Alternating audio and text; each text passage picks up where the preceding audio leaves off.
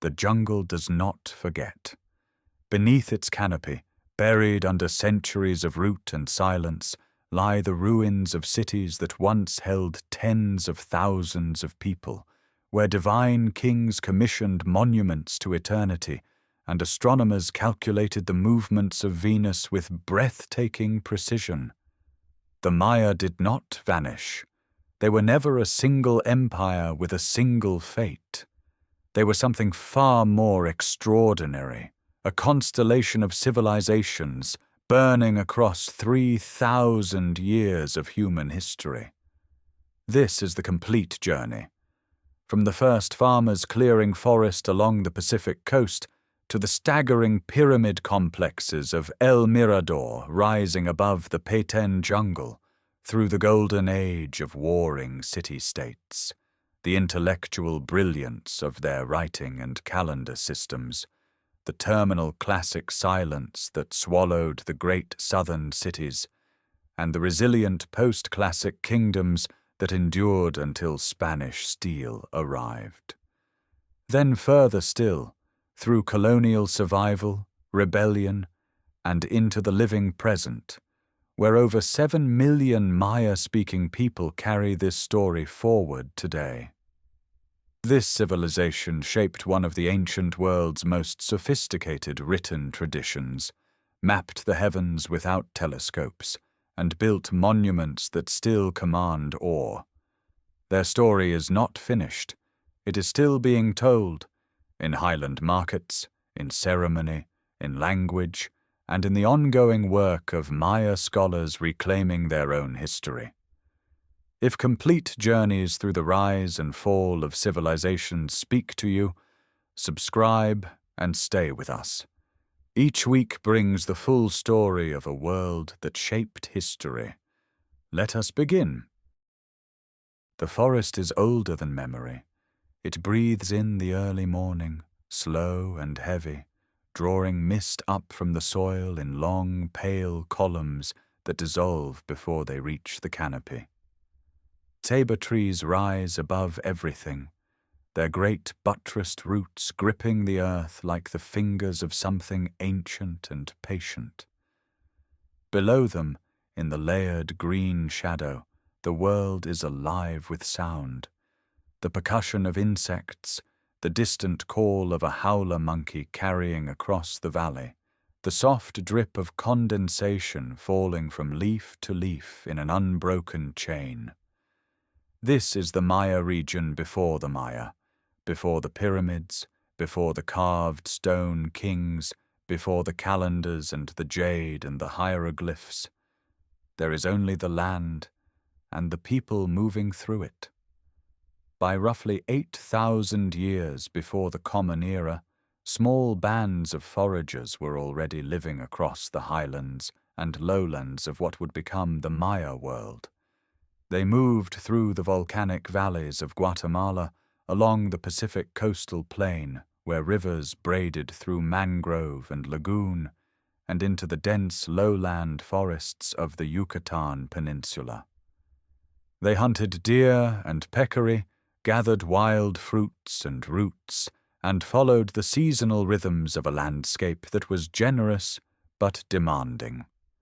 Their camps left almost no trace, a scatter of worked obsidian flakes near a highland spring, a midden of shellfish along a coastal estuary, the faint ghost of a hearth in the soil. But they were here, and they were watching the land with the careful attention of people whose survival depended on understanding it completely. The transformation came slowly, over thousands of years, and it began with a grass. Teosinte, the wild ancestor of maize, grew in the river valleys of western Mexico, and its gradual domestication through generations of human selection produced one of the most consequential agricultural revolutions in human history. By approximately 3,500 years before the Common Era, early cultivated maize had reached the Maya region. The evidence is preserved in pollen cores drawn from lake sediments in the lowlands, in ancient starch grains recovered from grinding stones, in the slow but unmistakable shift in the botanical record, from wild forest species to cultivated crops. Maize arrived not as a sudden invention, but as a slow inheritance, passed from community to community across trade routes and family connections that stretched across Mesoamerica. Along the Pacific coastal plain of Chiapas and Guatemala, the land offered particular advantages. The soils were rich with volcanic ash, the rivers reliable, the estuaries full of fish and shellfish. Here, among the earliest sedentary communities in the Maya world, people began to stay. The site of Cuauhtémoc in the Soconusco region of coastal Chiapas preserves evidence of early settled occupation: ceramic vessels, storage pits, the architectural traces of permanent structures. These were not yet cities, not yet even towns in any recognizable sense. They were villages of thatched roof houses arranged around shared open spaces, communities bound together by kinship, by the shared labor of planting and harvest, by the ceremonies that marked the turning of the seasons. Pottery appeared in the Maya region by around 2,000 years before the Common Era, and its arrival signals something important. Ceramic vessels require permanence. They are heavy, fragile, unsuited to a life of constant movement. Their presence means people were staying in one place long enough to store food, to accumulate possessions, to invest in the material infrastructure of settled life. The earliest Maya ceramics were simple, but not crude, smoothed, sometimes burnished, occasionally decorated with incised lines or red slip. They held maize, beans, squash, the triad of crops that would sustain Maya civilization for the next 3 millennia. After 1,500 years before the Common Era, something new began to move through the region. From the Gulf Coast lowlands of Veracruz and Tabasco, the Olmec civilization was radiating cultural influence across Mesoamerica through trade, diplomacy, and the movement of prestige objects. Jade ornaments, ceramic figurines with distinctive features, iconographic motifs centered on a supernatural being combining human and jaguar characteristics. These objects and images began appearing in Maya communities far from their point of origin. The nature of Olmec influence on the early Maya remains a subject of careful scholarly debate. It was not conquest. It was something more like cultural transmission, the spread of shared symbols, shared cosmological ideas, shared aesthetic values across a network of communities that were already in contact through the movement of obsidian, cacao, and other goods. The Maya were not passive recipients. They absorbed, adapted, and transformed what they received, beginning the long process of building something distinctly their own. By around 1,000 years before the Common Era, something is shifting across the Maya world. The pace of change is slow by any modern measure. Generations pass between one transformation and the next, but the direction is unmistakable.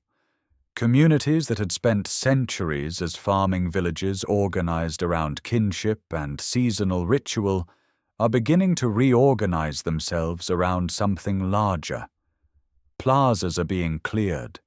Earth and stone are being moved in quantities that no single family, no single lineage could manage alone. The Middle Pre-Classic period has begun, and with it, the first recognizable architecture of Maya civilization. The Petén Basin of northern Guatemala is dense jungle in every direction, a flat green world broken only by seasonal swamps and the occasional limestone ridge rising above the canopy. It is here, in this unlikely interior, that some of the earliest evidence of Maya monumental construction appears.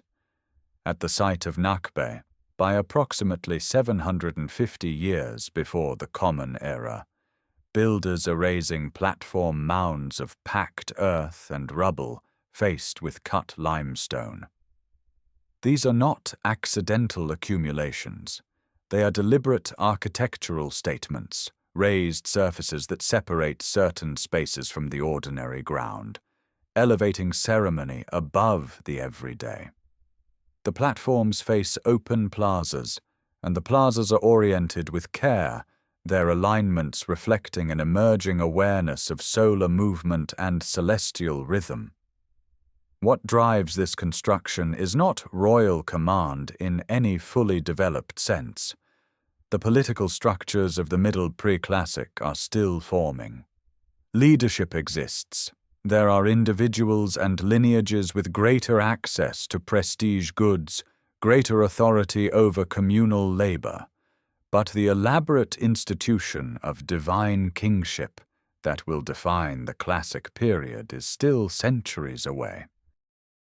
What motivates the movement of earth and stone at this stage is something more collective. The shared need to create a center, a place where the community meets the cosmos, where the living negotiate with ancestors and supernatural forces through ritual performance. The facades of the earliest platforms at sites like Nakbe are already receiving decoration. Stucco, lime plaster mixed and applied wet, then carved or molded before it sets, is being used to create large-scale masks on the faces of structures. These masks are not decorative in any superficial sense. They are cosmological statements depicting supernatural beings whose identities connect to the forces that govern rain, maize, death, and renewal. The imagery is bold and large, designed to be seen across a plaza, to anchor the architectural space within a mythological framework that the entire community shares. Jade and obsidian continue to move through regional exchange networks, but the range and volume of trade is expanding. The site of Chalchuapa in what is now El Salvador, far to the southeast of the Petén heartland, shows clear connections to this wider Middle Pre-Classic world.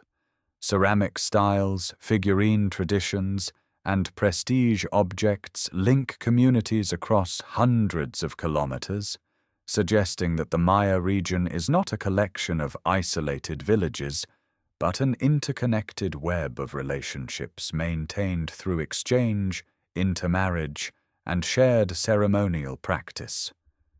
Ceramic figurines produced during this period offer glimpses of the people themselves, or at least of how they imagined idealized human forms. Small clay figures, hand-modeled with care, depict individuals with elaborate headdresses, ear ornaments, and body decoration. Some appear to represent ancestors. Others may embody supernatural beings. Their presence in household contexts, as well as in ritual deposits, suggests that ceremony was not confined to the great platforms and plazas. It permeated domestic life, woven into the rhythms of planting, birth, death, and daily sustenance. The earliest precursors to Maya writing may belong to this period, though the evidence is fragmentary and the subject of ongoing scholarly discussion. Certain symbols appearing on pottery and other objects suggest that a system of recording information, not yet the fully elaborated hieroglyphic script of the classic period, but something moving in that direction, was beginning to take shape. The impulse to record, to fix meaning in durable form, is itself a sign of growing social complexity. Communities that need to track lineages, ritual obligations, and the movements of time are communities that have outgrown purely oral memory. By 400 years before the Common Era, the foundations are in place.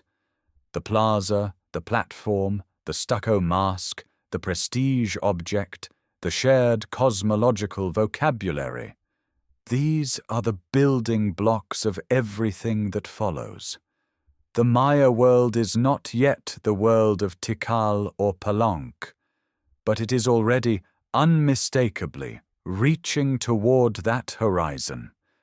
The Petén Basin in the dry season is a landscape of impossible stillness. The forest canopy stretches in every direction without interruption, a dark green ocean broken only by the pale limestone ridges that push through the soil like the spines of buried animals. There are no rivers here to speak of, no permanent streams. Water comes from the sky and disappears into the porous rock below, collecting in low depressions called bajos that flood in the wet season and crack to dust in the dry. It is not an obvious place to build a civilization. And yet, beginning around 400 years before the Common Era, something extraordinary begins to rise from this unforgiving terrain. El Mirador does not announce itself gradually. It erupts. Within what is, by the slow rhythms of pre-classic development, a relatively short span of centuries, a city of staggering ambition takes shape in the northern Petén. At its heart stand two pyramid complexes of a scale that has no precedent anywhere in the ancient Americas. The El Tigre complex rises to a height of roughly 55 meters. La Danta, built on a natural limestone ridge that its builders incorporated into the base, climbs even higher, approximately 72 meters from the base of its platform to the summit of its uppermost temple. The total volume of fill contained within La Danta has been estimated at 2.8 million cubic meters, making it one of the largest structures ever constructed by any civilization on Earth, measured by mass. These are not simply large buildings. They are statements, cosmological, political, and theological, made in limestone and stucco on a scale designed to be visible from a distance, to be felt as much as seen. The triadic pyramid form, in which a central taller temple is flanked by two smaller ones on a shared platform, appears repeatedly at El Mirador and at contemporary sites across the Petén. This arrangement is not accidental. It reflects a shared cosmological model, a way of organizing sacred space that encodes the structure of the Maya universe in architectural form. The city that surrounds these monuments is vast. Residential zones, smaller ceremonial platforms, reservoirs, and causeways extend across an area of roughly 16 square kilometers. Sacbe, raised limestone causeways, connect El Mirador to neighboring sites, including Nakbe to the south, binding the region into a network of movement and exchange. These roads are not merely practical. They are declarations of political reach, of the ability to organize labor across distances, to impose a shared order on the jungle. The population of El Mirador at its height may have numbered in the tens of thousands. Feeding that population in the Petén required sophisticated management of the landscape. Evidence of raised field agriculture and water management systems suggests that the city's inhabitants were actively reshaping their environment to sustain dense settlement. The logistics alone, quarrying and moving the limestone fill for La Danta, organizing the craftspeople who carved and plastered its facades, feeding the workers who built and maintained the causeways, imply a degree of administrative complexity that goes well beyond anything seen in the earlier Middle Pre-Classic. On the facades of El Mirador's platforms, enormous stucco masks stare outward. Some measure several meters across. They depict supernatural beings, jaguar gods, serpentine deities, figures that will recur across centuries of Maya art in transformed but recognizable forms. At this scale, a mask is not decoration. It is a theological proclamation, a claim that the building itself is a divine body, that the ruler who commands it stands at the intersection of the human and the sacred. Around 100 years before the Common Era, at the smaller site of San Bartolo in the northeastern Petén, painters cover the walls of a buried chamber with imagery of breathtaking sophistication. The murals show the maize god, the four directions, the ritual of royal accession, and scenes drawn from the mythological tradition that will later be recorded in the post-classic text, known as the Popol Vuh. The painting is confident, fully realized, the product of a long tradition of artistic training. Alongside the murals, early hieroglyphic texts appear, not yet the elaborate script of the classic period, but recognizable ancestors of it. The long count calendar, the instrument by which the Maya will eventually fix every royal event to an absolute position in cosmic time, is taking its final form during these same centuries. El Mirador's fluorescence does not last. By approximately 150 years into the Common Era, the city is in decline. The causes remain debated: prolonged drought, agricultural exhaustion of the thin Petén soils, the collapse of the trade networks that sustained its population, or some combination of pressures that eroded the city's ability to feed and govern itself. The Great Pyramids are not destroyed. They are simply left. The jungle moves in slowly, patiently, covering the stucco masks, filling the plazas with leaf litter and root systems. But the traditions El Mirador embodied, the triadic pyramid, the stucco deity mask, the sacbe, the divine ruler, the written record, do not die with the city. They pass forward, carried by the communities that survive, waiting for the next great flowering. The traditions do not die, they travel. Across the generations that follow El Mirador's slow withdrawal into the forest, the communities of the Maya lowlands carry forward what the great pre-classic cities had built: the ritual calendar, the sacred geometry of the triadic pyramid, the practice of recording royal deeds in stone and stucco. What changes gradually and then with gathering momentum is the form those traditions take. By the middle centuries of the first millennium of the Common Era, something new is crystallizing across the lowland cities. A political theology is hardening into permanent stone. A system of timekeeping is becoming an instrument of power, and the figure of the divine king, the Kuhul Ajo, the Holy Lord, is emerging as the central organizing principle of Maya civilization. The long count calendar is the key that unlocks this transformation. Unlike the cyclical ritual calendars that had governed Maya ceremonial life for centuries, the long count is a linear count of days, stretching back to a mythological creation date and forward into an open future. It allows a ruler to place himself precisely within cosmic time, to declare not merely that he performed a ritual during a certain sacred cycle, but that he did so on a specific, unrepeatable day in the history of the universe. Tikal Stela 29, carved in 292 of the Common Era, is among the earliest securely dated long count monuments yet discovered.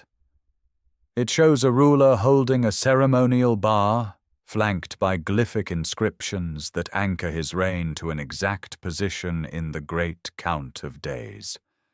The stone is not merely commemorative, it is a claim, a declaration that this king stands at the intersection of human and cosmic history. Tikal itself, rising from the limestone shelf of the central Petén, is already a city of considerable age by this point. Its North Acropolis, a dense accumulation of superimposed royal tombs and temple platforms built over centuries, holds the remains of rulers whose names are only now being recovered from the archaeological record. The city's position along trade routes connecting the Caribbean coast to the highland obsidian sources of Guatemala gives it economic leverage that translates directly into political power. Jade, pyrite mirrors, stingray spines used in royal bloodletting rites, and finely painted ceramics move through Tikal's markets and into its royal tombs. The dead are buried with the instruments of their authority: jade mosaic ornaments, carved bone, and the residue of cacao drinks prepared for the journey into the underworld. Then, in 378 of the Common Era, something extraordinary happens. A figure named Siaj Kaak, whose name translates roughly as "fire is born," arrives at Tikal. The monuments record his arrival with unusual precision, and the imagery surrounding him is unmistakably foreign.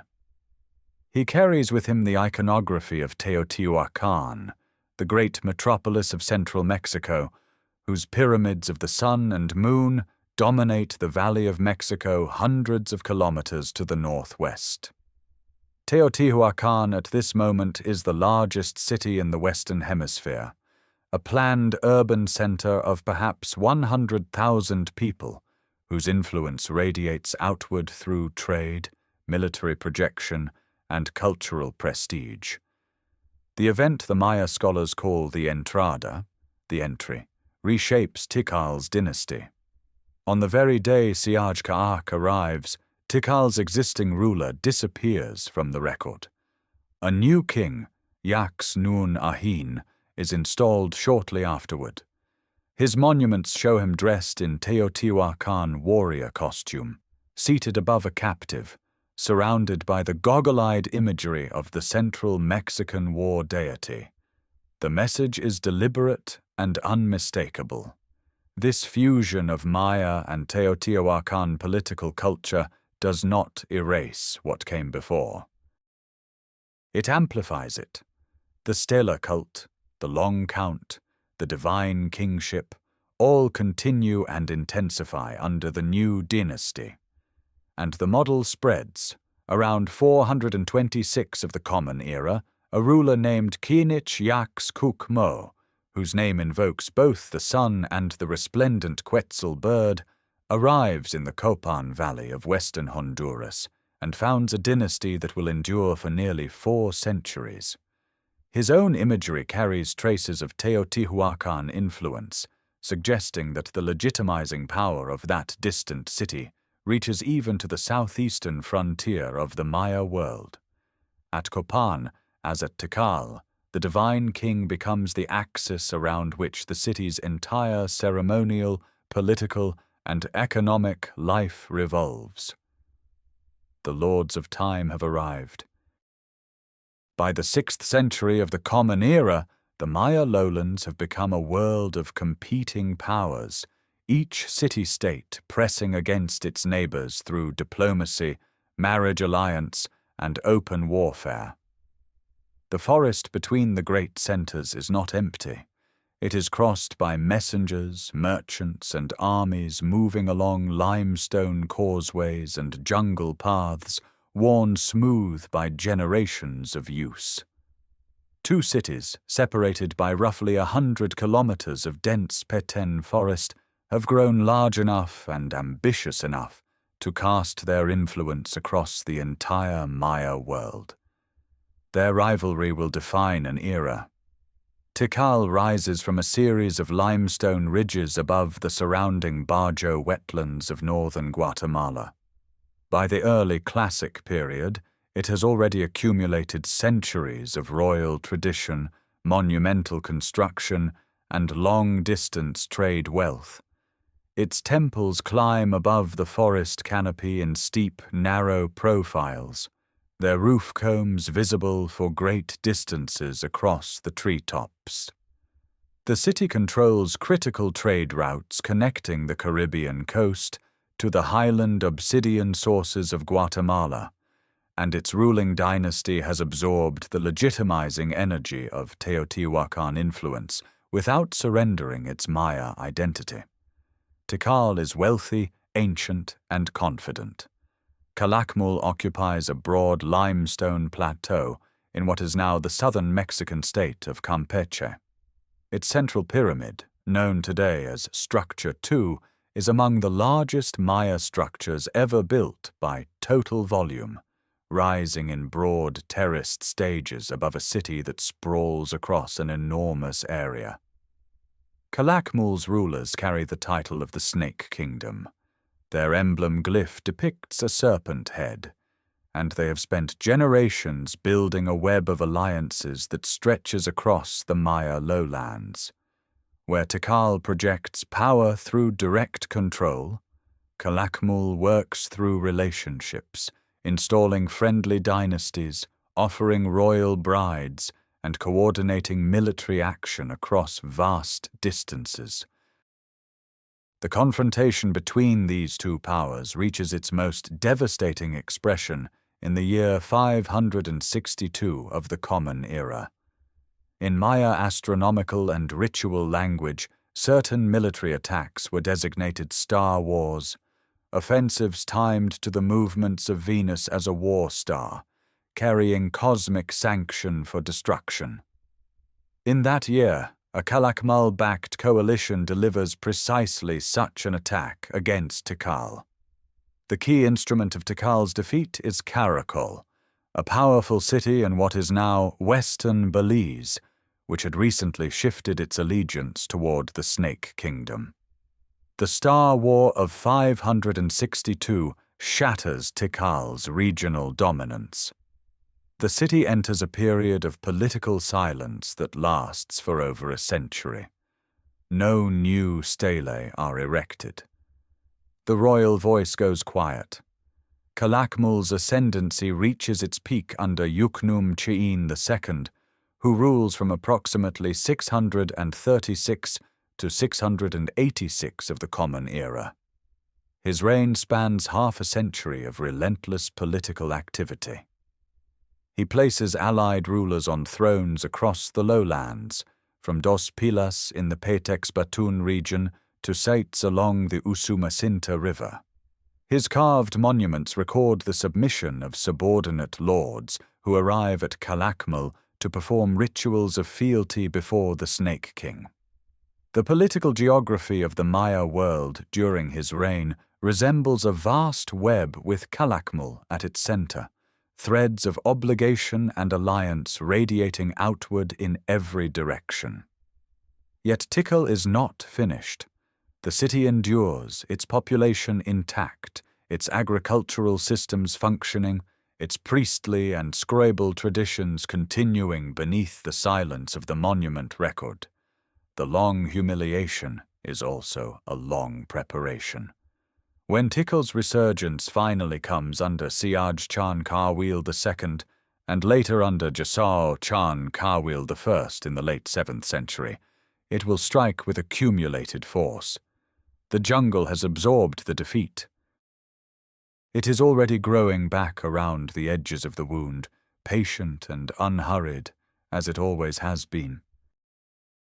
While the great rivalry between Tikal and Calakmul consumes the political center of the Maya world, something quieter and more luminous is taking shape along the western edge of the lowlands. Here, where the Sierra de Chiapas rises sharply from the coastal plain, and the Usumacinta River system drains southward through dense tropical forest, a city is finding its voice. Palenque sits on a narrow limestone shelf above the lowland jungle, its back pressed against forested hills that catch the clouds and release them as mist over the valley below. Water runs everywhere.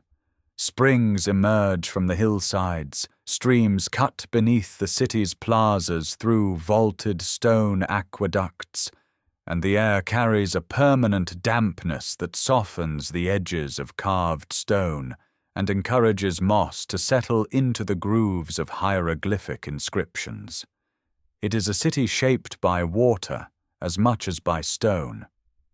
In the year 615 of the Common Era, a 12-year-old boy named Kinich Janab Pakal ascends to the throne of Palenque. His accession follows a period of political difficulty. The city had suffered military defeats in the early 7th century, and the succession had passed through his mother, the Queen Regent Sak Kuk, who held power until her son was old enough to rule. The transfer of dynastic authority through a female line was unusual in the Maya world, and Pakal would spend much of his long reign constructing elaborate genealogical and mythological arguments to legitimize his position. Those arguments would be written in stone, in stucco, and in the longest hieroglyphic texts the Maya world had ever produced. Pakal rules for 68 years, dying in 683 of the Common Era at an age the inscriptions record as 80 years old. During those decades, Palenque is transformed. The palace complex, a sprawling multi-level structure of interconnected galleries, courtyards, and residential chambers, rises on an artificial platform at the heart of the city. Its corbelled vaulted corridors are lined with stucco portrait reliefs of extraordinary refinement, showing the king in ritual postures flanked by deities and ancestors. A 4-story tower rises from the palace's interior courtyard, unique in Maya architecture, its function still debated: astronomical observation, royal display, or both. The craftsmanship throughout is of a quality that sets Palenque apart from every other Maya city of its era. The Temple of the Inscriptions stands at the southwestern edge of the main plaza, a 9-tiered pyramid rising above the jungle canopy. Its name comes from the 3 large hieroglyphic panels lining its interior sanctuary. Together they constitute one of the longest Maya texts ever carved, recording dynastic history stretching back through mythological time. But the temple's greatest secret lay beneath it. A hidden staircase, sealed with rubble, descended from the sanctuary floor down through the pyramid's core to a burial chamber deep inside the natural limestone bedrock. There, within a massive carved stone sarcophagus, Pakal had been interred with jade ornaments, ceramic vessels, and a mosaic death mask assembled from hundreds of jade tesserae fitted precisely to the contours of his face. The mask's eyes are inlaid with shell and obsidian, and its expression carries a stillness that seems less like death than like deep concentration. The chamber was sealed and forgotten for over 12 centuries, until the Mexican archaeologist Alberto Ruz Luillier discovered the hidden staircase in 1952 and reached the tomb 2 years later. The sarcophagus lid that covered Pakal's remains is among the most analyzed objects in ancient American art. Carved in deep relief, it shows the king at the moment of death, falling backward into the open jaws of the underworld, while the world tree rises above him, connecting the earthly realm to the heavens. The imagery is not a portrait of defeat.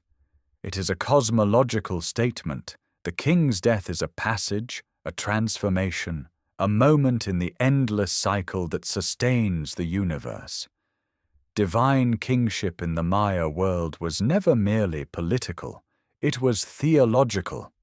The king was the axis around which the cosmos turned, the mediator between the living and the dead, the human face of sacred time. Pakal's son Chichén continues his father's vision after 683, commissioning the cross group. 3 temples arranged around a plaza, each housing a carved tablet depicting the new king receiving the symbols of rulership from his deceased father. The inscriptions weave together history, myth, and royal genealogy into a single, seamless argument for dynastic legitimacy. At Palenque, the written word and the carved image are never decorative. They are instruments of power, as precise and purposeful as any military campaign. The city's voice, once found, would not fall silent for generations. Beyond the palace corridors and the carved stelae, beyond the ritual plazas where kings perform the sacred dances of cosmic renewal, the Maya world is sustained by something far older and far more fundamental. It is sustained by maize. The milpa field at the edge of a classic period Maya town is not a simple clearing. It is a carefully managed ecosystem, the product of generations of accumulated knowledge. Farmers burn the dry season undergrowth to release nutrients into the thin tropical soil, then plant maize, beans, and squash together in a combination so productive and so ecologically balanced that Mesoamerican farmers had refined it over thousands of years. The beans fix nitrogen into the soil. The squash leaves shade the ground, retaining moisture and suppressing weeds. The maize stalks rise above both, heavy with cobs by the wet season's end. This 3-part system, which later scholars would call the milpa triad, feeds cities. In the wetlands around sites like Pole Trouser Swamp in Belize, farmers have gone further still. They have reshaped the landscape itself, cutting drainage canals through the marsh and piling the excavated earth into long, raised planting platforms above the waterline. These raised fields allow cultivation in terrain that would otherwise flood and drown any crop. The canals between them teem with fish and turtles, providing protein alongside the vegetable harvest. On the hillsides surrounding highland cities, stone-faced agricultural terraces step down the slopes in long horizontal bands, holding soil against the seasonal rains that would otherwise strip the hillsides bare. The engineering is patient, cumulative, and extraordinarily effective. In some regions of the Maya lowlands during the Classic period, population densities reach levels comparable to pre-industrial Europe, a density that only this kind of intensive, diversified agriculture can support. Maize is not merely food. In Maya cosmology, human beings are made from maize. The mythological tradition preserved in the later Popol Vuh describes the gods fashioning the first true humans from ground maize dough after earlier attempts with mud and wood had failed. This is not metaphor treated lightly. Every meal is an act of participation in creation. The preparation of maize, soaking dried kernels in lime water to release their full nutritional value through a process called nixtamalization, then grinding the softened grain on a stone metate into masa, is among the most labor-intensive and most sacred acts of daily life. Women perform this work before dawn, the rhythmic sound of stone on stone rising from household compounds across every Maya town as the sky begins to lighten. The household compound is the basic unit of classic Maya society. A typical non-elite family lives in a cluster of low rectangular structures arranged around a shared central patio, their walls built from wattle and daub or roughly coursed stone, their roofs thatched with palm leaves. Each structure serves a distinct purpose: sleeping, cooking, storage, craft production. The patio between them is a workspace and a social center, where children play, where pottery is fired, where obsidian blades are knapped with practiced precision. Beneath the patio floor, family members are buried, their graves sometimes furnished with ceramic vessels, jade beads, and shell ornaments.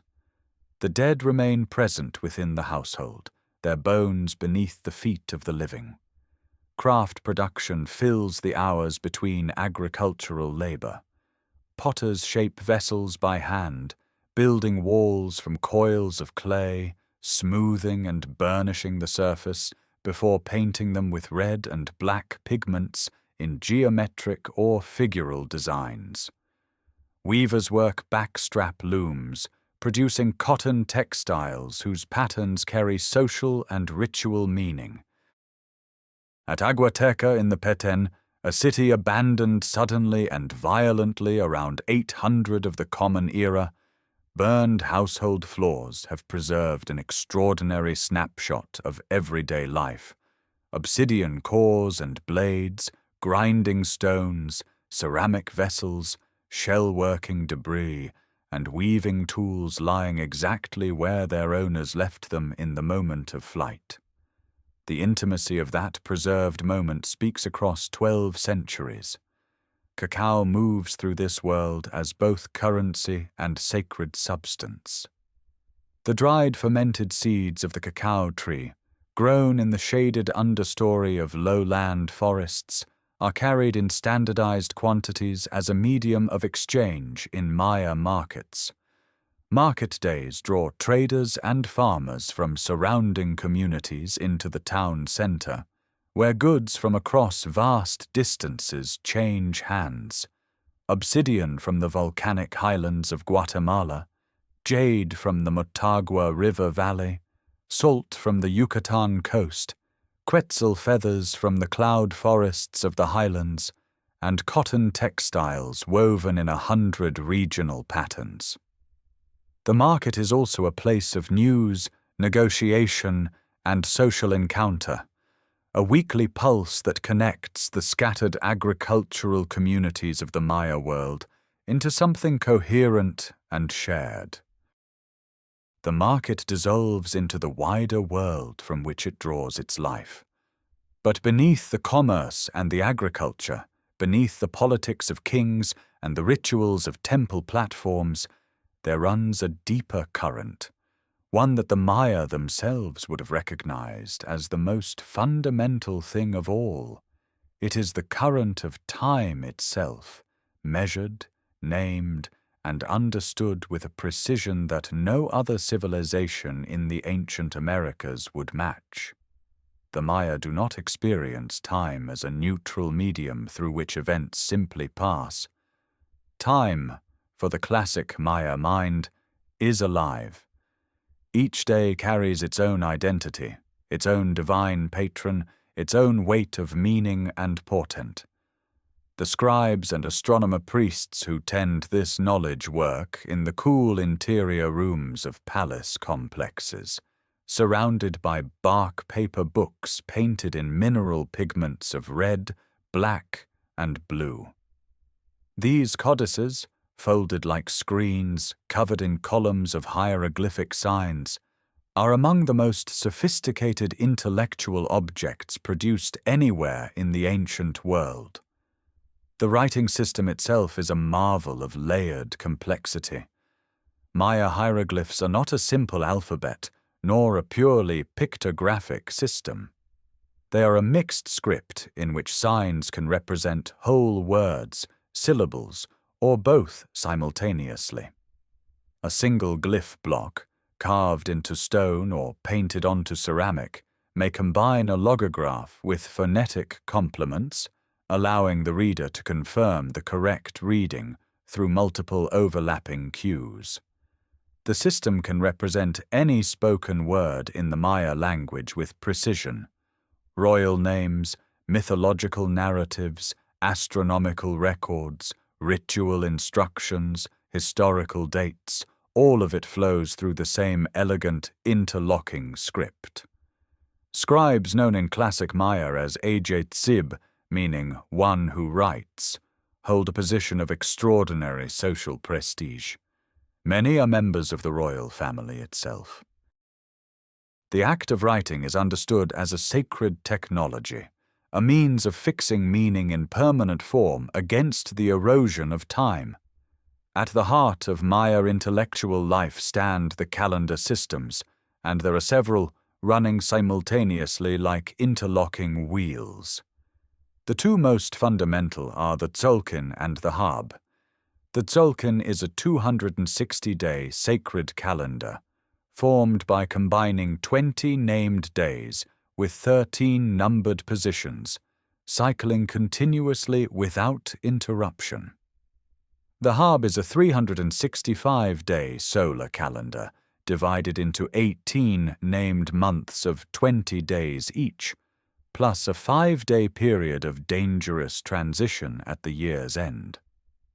When these two cycles run together, they produce a combined period of approximately 52 years before any given combination of Tzolk'in day and Hab month repeats, a period scholars call the calendar round. For most purposes of daily life and ritual scheduling, the calendar round is sufficient. But the Maya astronomers want more. They want to place any given moment within an absolute, unrepeating sequence stretching back to the very beginning of the current creation.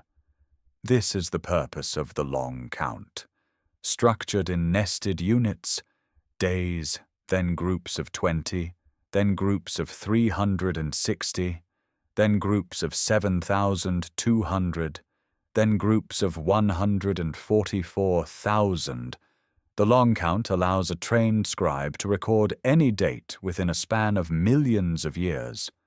The current creation, in Maya cosmological reckoning, began on a day corresponding to the 11th of August in 3114 before the Common Era by the most widely accepted correlation.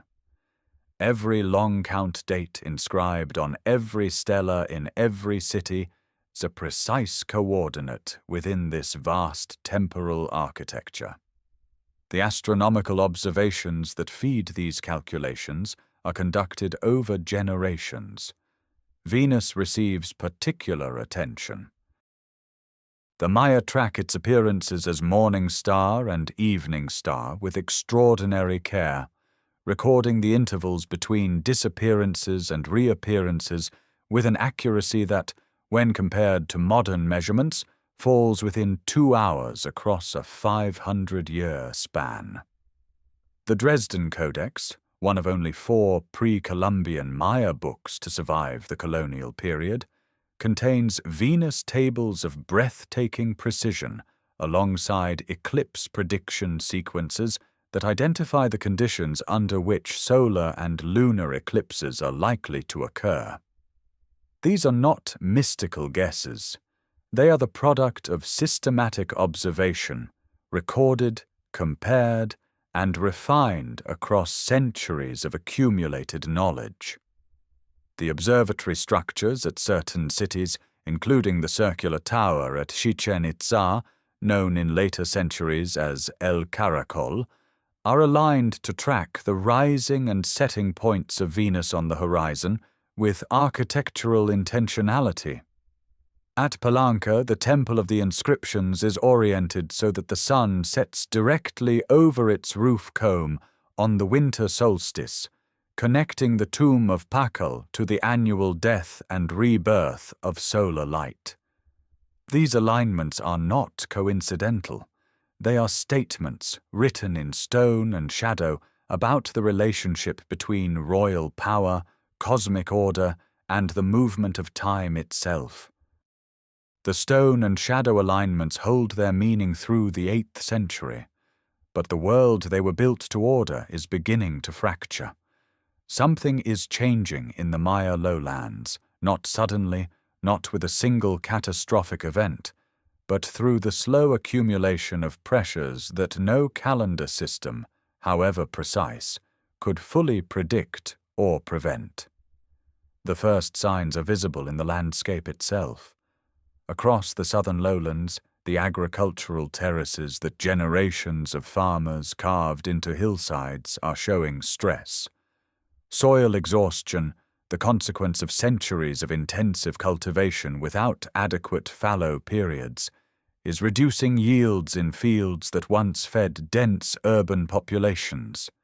The raised field systems in low-lying areas, which had transformed swampy ground into productive gardens, require constant maintenance that becomes harder to sustain as labor demands from competing elite factions multiply. And then the rains begin to fail. Paleoclimatological evidence drawn from lake sediment cores across the Yucatan Peninsula and the Petén Basin reveals a pattern of severe and sustained drought episodes concentrated between approximately 800 and 1,000 of the Common Era. These are not single dry seasons. They are multi-year disruptions to the rainfall patterns that the entire Maya agricultural system depended upon. Reservoirs cut from bedrock limestone, which cities like Tikal had engineered with remarkable sophistication to capture and store seasonal rainfall, begin to drop to critical levels. The connection between water, food, and political legitimacy, always fragile, begins to snap. Into this environmental stress comes intensifying warfare. The great rivalry between Tikal and Calakmul, which had structured Maya geopolitics for generations, does not resolve cleanly.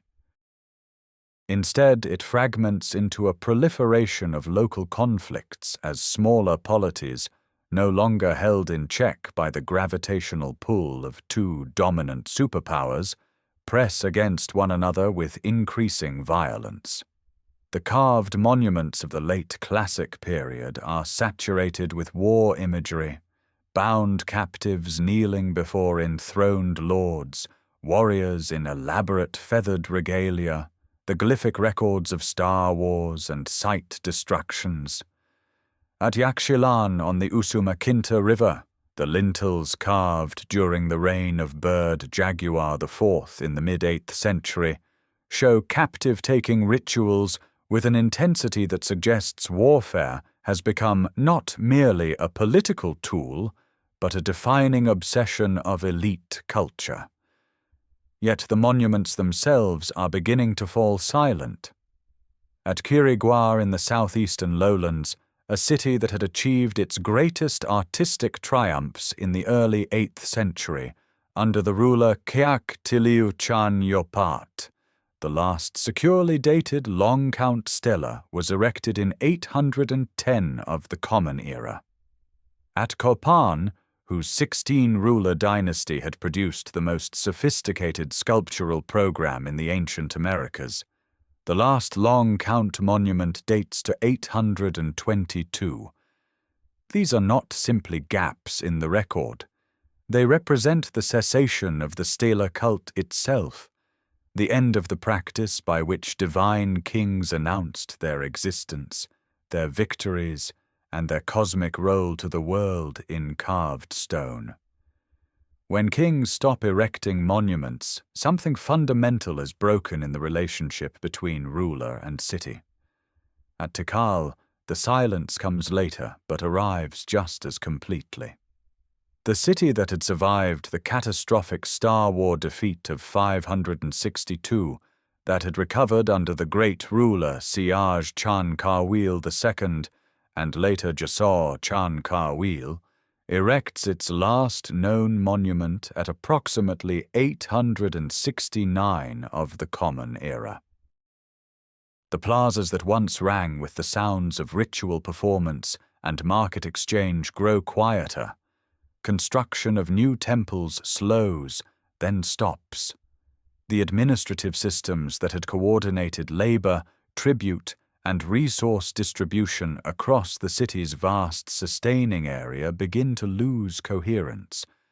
Population, which had reached extraordinary densities in the preceding centuries, starts to contract as people move away, northward, eastward, toward regions where water and land still offer possibility. The jungle does not wait. Along the edges of plazas, in the cracks of stairways, between the stones of unfinished buildings, roots find their purchase.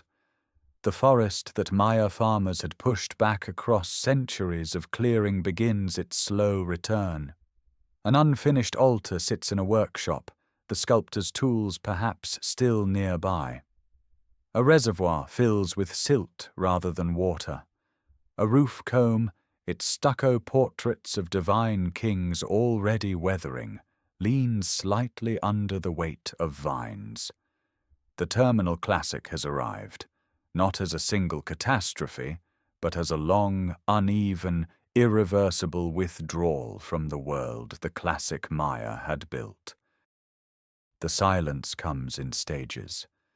It is not the silence of a single abandoned morning, but the accumulated quiet of decades, each year a little less smoke rising from cooking fires, a little less sound of stone tools against limestone, a little fewer voices in the plazas where kings once performed the rituals that held the cosmos in its proper order. By the middle of the 9th century of the Common Era, the great southern lowland cities are not ruins yet. They are something more unsettling than ruins. They are cities in the process of becoming ruins, still inhabited in places, still carrying the memory of their former density, but hollowed out in ways that no monument can conceal. At Tikal, the last dated monument was erected around the year 869 of the Common Era. The city that had once housed tens of thousands of people, that had fought and survived and rebuilt across centuries of rivalry with Calakmul, falls into a long administrative silence.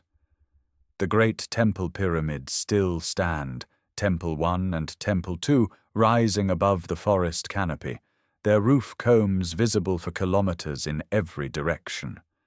But the inscriptions have stopped. No new stelae are commissioned. No new royal tombs are cut into the bedrock of the North Acropolis. The dynasty that traced its lineage back to the early centuries of the classic period simply ceases to record itself. Whether the last kings died, fled, or were deposed, the stone does not say.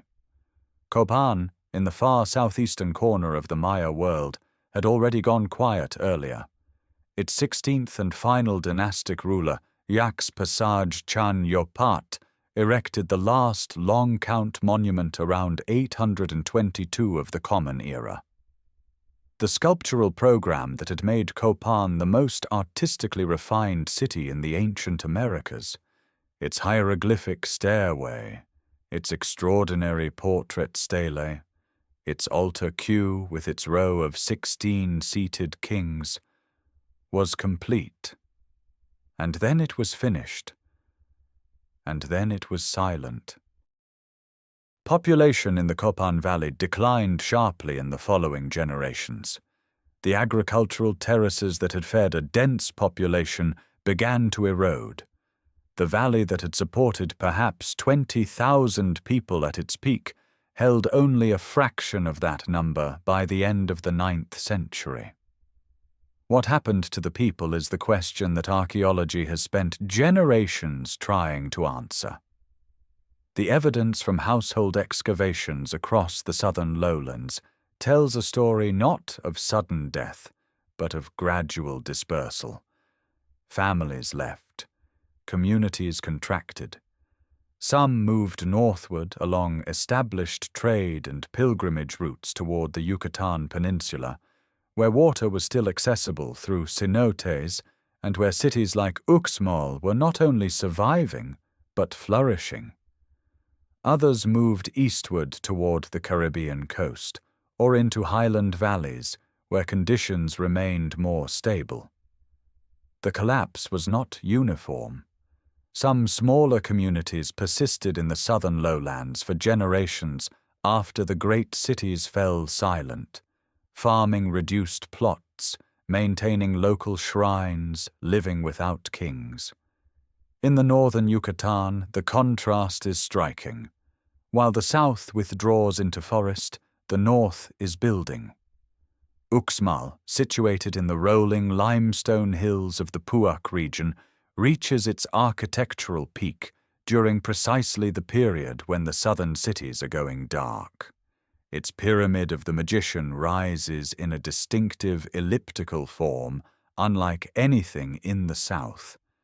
Its governor's palace, a long, low, elaborately mosaic-faced building set on a massive artificial platform, represents perhaps the finest single structure in all of Maya architecture.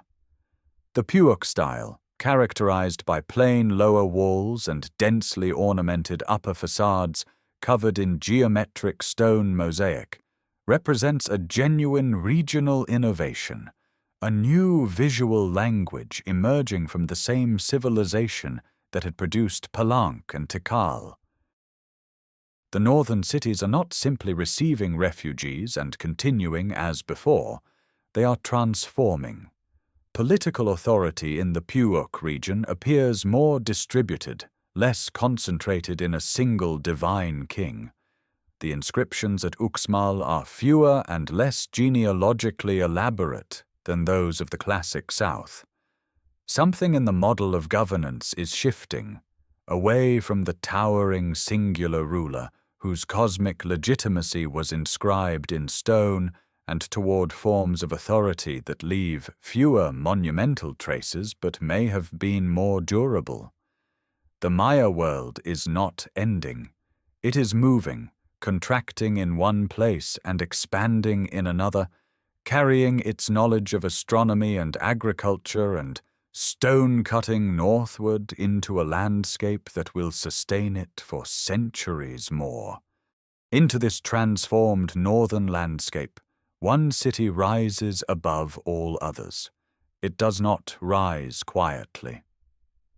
Chichén Itzá emerges in the 9th and 10th centuries as something genuinely new in the Maya world, a city whose architecture speaks in two languages simultaneously, whose stone surfaces carry imagery that has no precise precedent in the classic southern tradition, and whose political reach eventually extends across most of the northern Yucatan Peninsula. The city had existed in some form during the Classic period, but it is in the early post-Classic, after roughly 900 of the Common Era, that it achieves the monumental form visible today. The pyramid known as El Castillo, called Kukulkan's Pyramid by later tradition, rises from the flat limestone plain with a geometric precision that announces intention.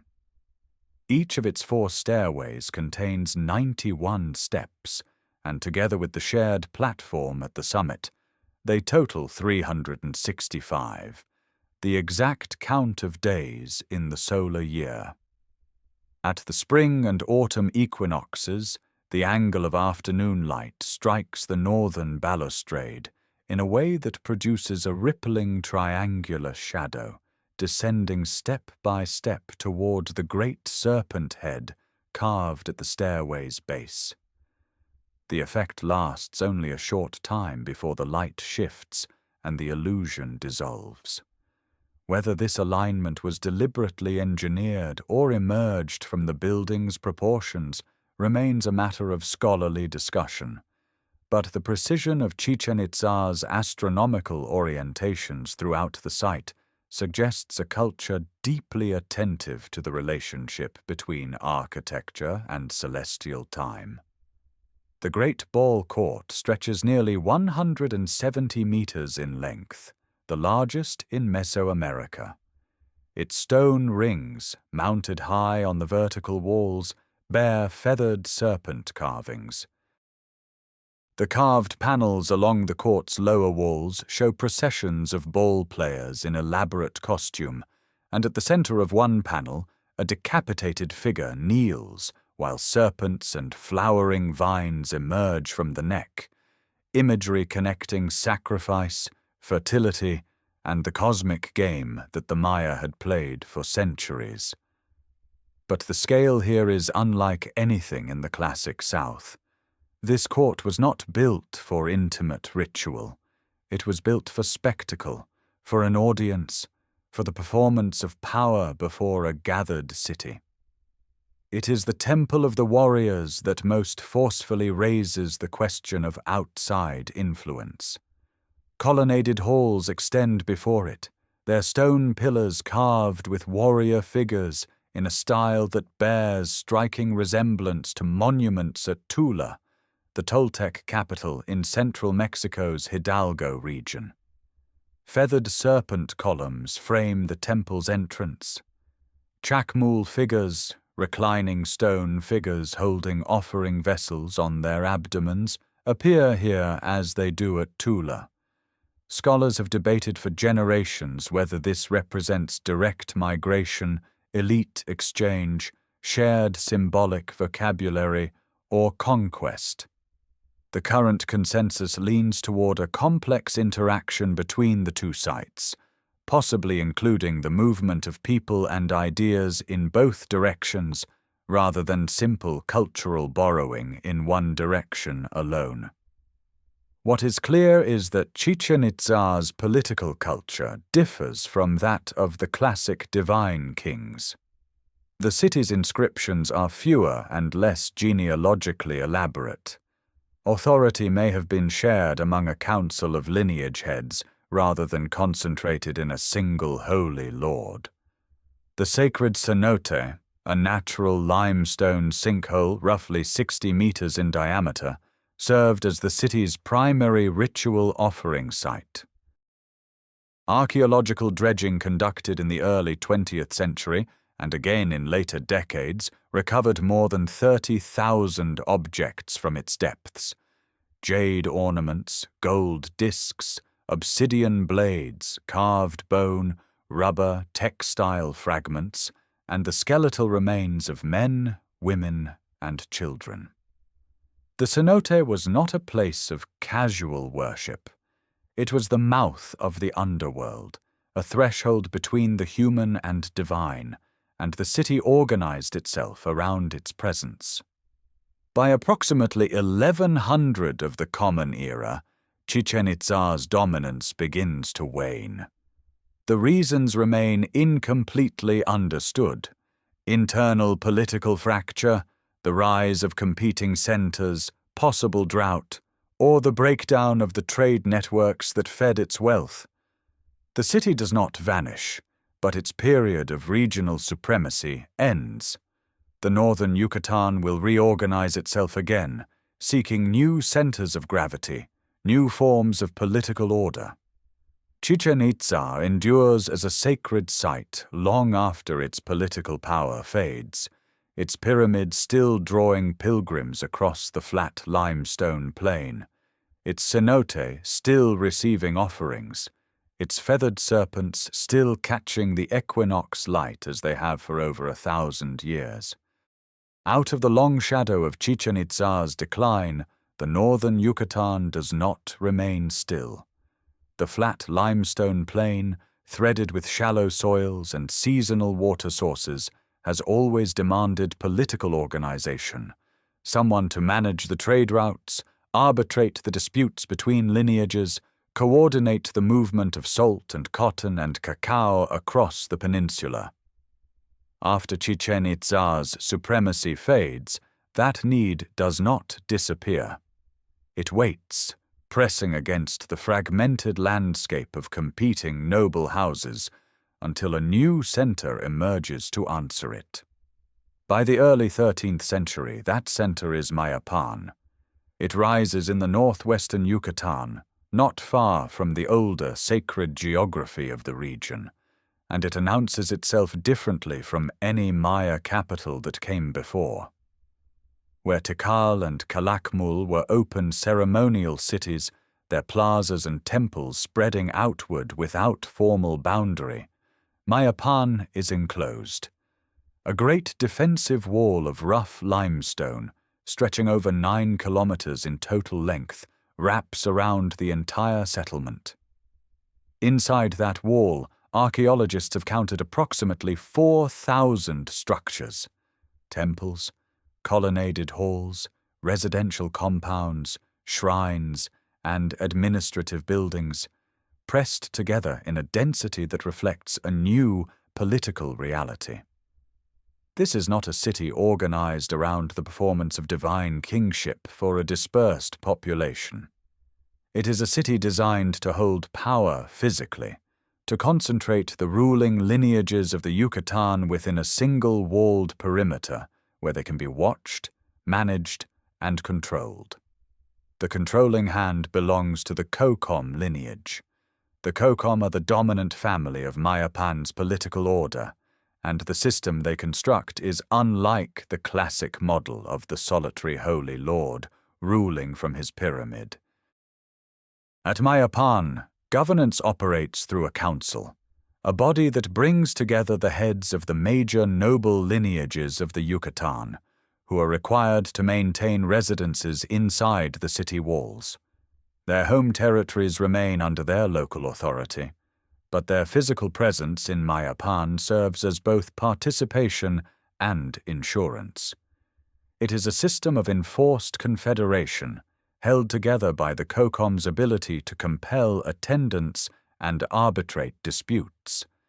The architecture of Mayapan reflects its relationship to the past.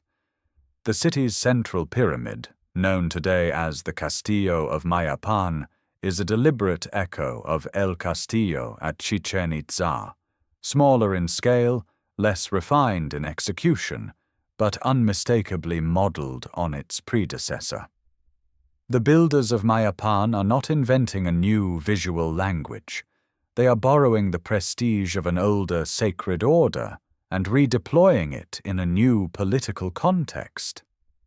Around the central pyramid, colonnaded halls and temple platforms cluster in arrangements that similarly recall Chichén Itzá's ceremonial core. The message embedded in stone is one of continuity and legitimacy. This city stands in the tradition of what came before, yet Mayapan also develops its own distinctive material culture.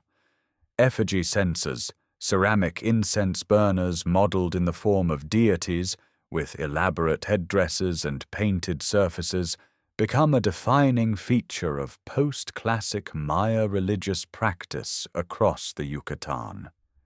These objects fill the shrines of Mayapan in great numbers, and their style spreads outward along trade routes to coastal sites like Tulum on the Caribbean shore, where painted murals in late post-classic style decorate temple interiors with images of descending deities and ritual processions. The Maya world of the 13th and 14th centuries is smaller in political scale than the classic fluorescence, but it remains connected, creative, and spiritually alive. Beyond the Yucatan, in the volcanic highlands of Guatemala, the post-classic period sees the rise of powerful kingdoms that follow their own trajectories. The Quiché build a capital at Qmarcaj, known also as Utatlan, in the western highlands, commanding a confederacy of subordinate towns across a landscape of deep ravines and pine-forested ridges. The Kaqchikal established their own capital at Iximché on a defensible plateau. The Mam and other highland groups hold their own territories. These are not peripheral remnants of a faded civilization. They are vigorous states with their own royal genealogies, their own literary traditions recorded in documents like the Popol Vuh, and their own capacity for sustained warfare and political expansion. Back in the Yucatan, the confederacy that Mayapan holds together is under permanent internal tension. The Copán lineage maintains its position partly through alliances and partly through coercion, and the resentment of subordinate noble houses accumulates across generations. In the year 1441, that resentment reaches a breaking point. The Xiu lineage, one of the most powerful noble houses within the Confederation, leads a coordinated revolt against the Copán. The city of Mayapan is attacked, the Copán leadership is killed, and the walled capital that had organized the Yucatan for over 2 centuries is abandoned. The peninsula fractures into more than a dozen competing petty kingdoms, the so-called Catecazgos, each ruled by its own noble lineage, each suspicious of its neighbors. It is into this divided post-Confederacy landscape that Spanish ships will appear on the horizon within a single human lifetime. The ships appear without warning. In the early months of 1517, 3 Spanish vessels under the command of Francisco Hernández de Córdoba round the western tip of Cuba and sail into waters no European has charted. What they find along the northeastern coast of the Yucatan Peninsula stops them cold. These are not the scattered fishing villages of the Caribbean islands they have known. These are stone cities. Towers rise above the tree line. Plastered walls catch the morning light. The mayor who watch from the shore are dressed in cotton, armed with flint-tipped weapons, and entirely unimpressed by the strangers in their enormous boats. At the site the Spanish call Cabo Catoche, initial contact turns violent almost immediately. Hernández de Córdoba pushes further along the coast, reaching the town of Champoton, where Maya warriors inflict serious casualties on his force. He returns to Cuba wounded, carrying reports of a wealthy, organized, and formidable civilization. The age of casual conquest will not apply here. 4 years pass before serious Spanish attention returns to the Maya world. Hernán Cortés, in the course of his campaign against the Aztec Empire, passes through Maya territories in 1524, moving overland through the Petén jungle on a grueling march to Honduras. He crosses a landscape still organized by Maya towns and trade routes, still functioning under its own political logic. But the real violence comes from the south.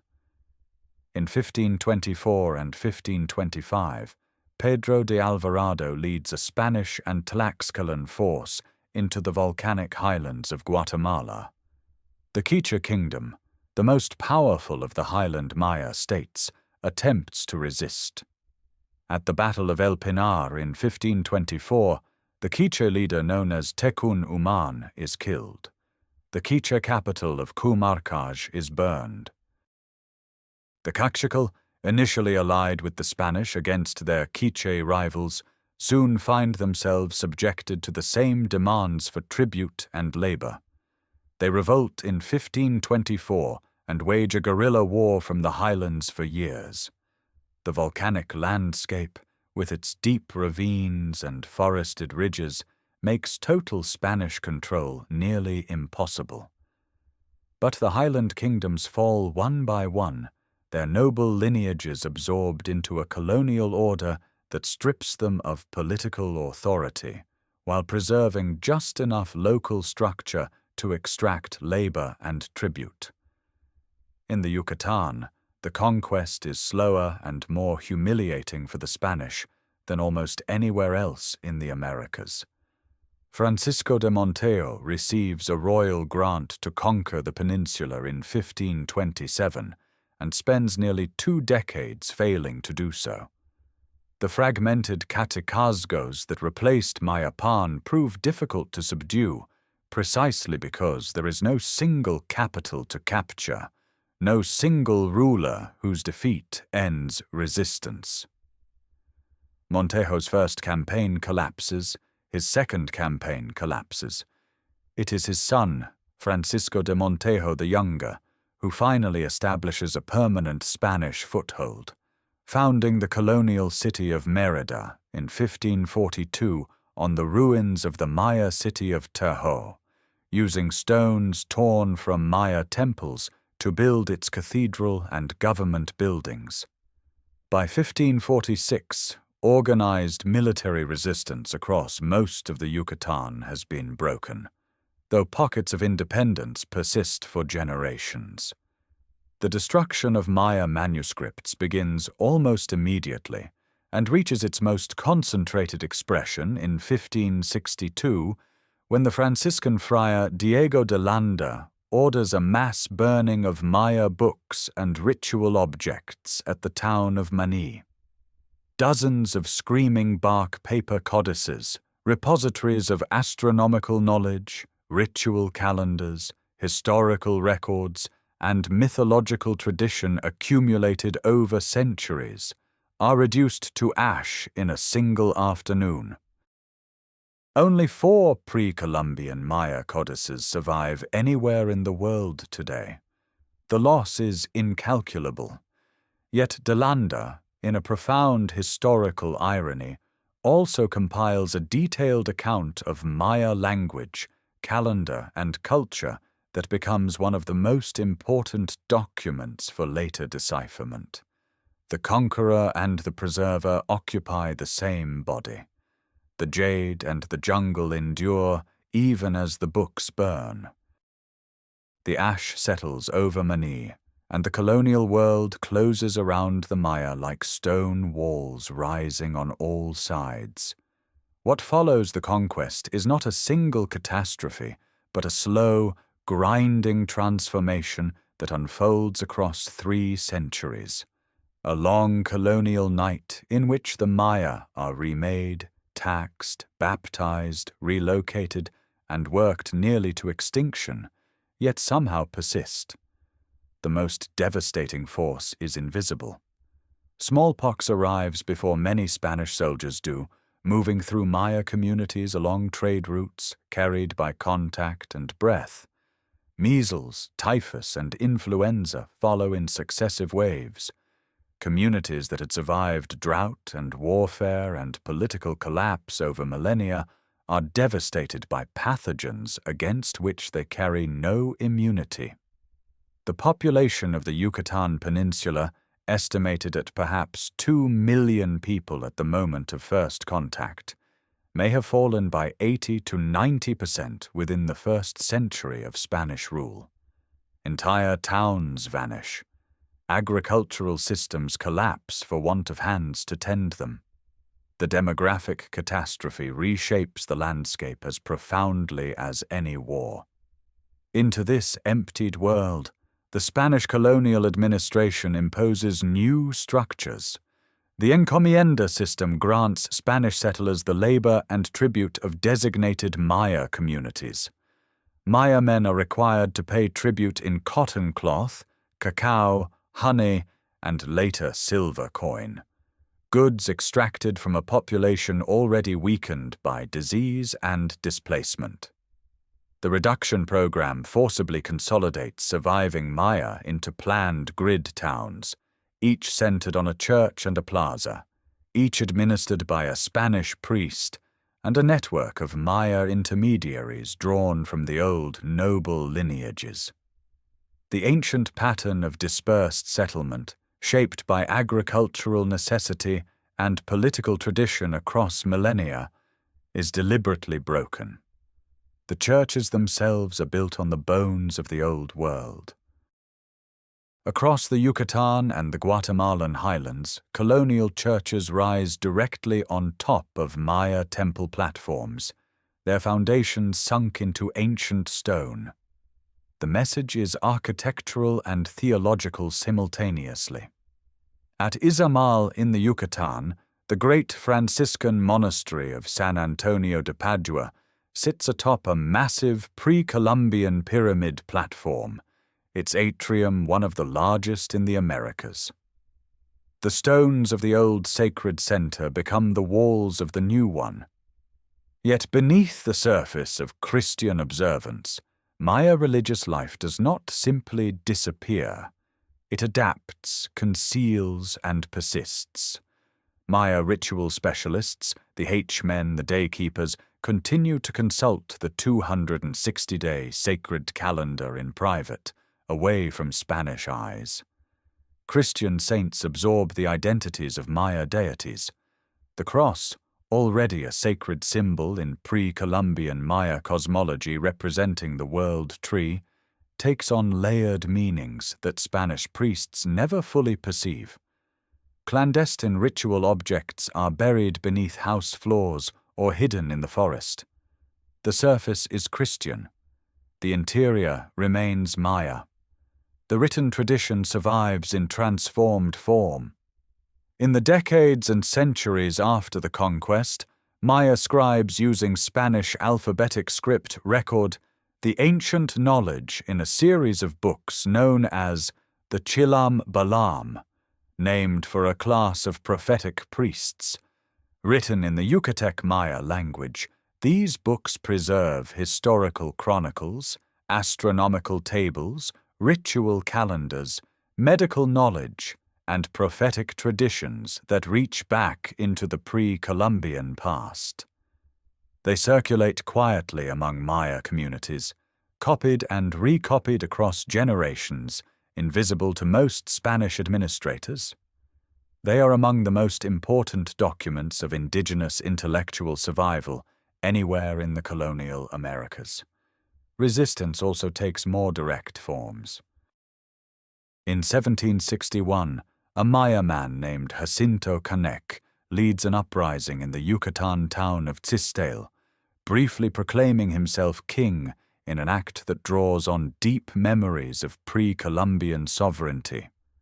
The revolt is suppressed with brutal efficiency, and Canek is publicly executed.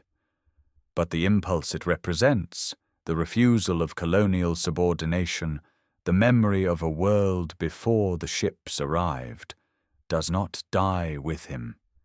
It moves underground, carried in language, in ceremony, in the quiet persistence of communities that have outlasted empires before.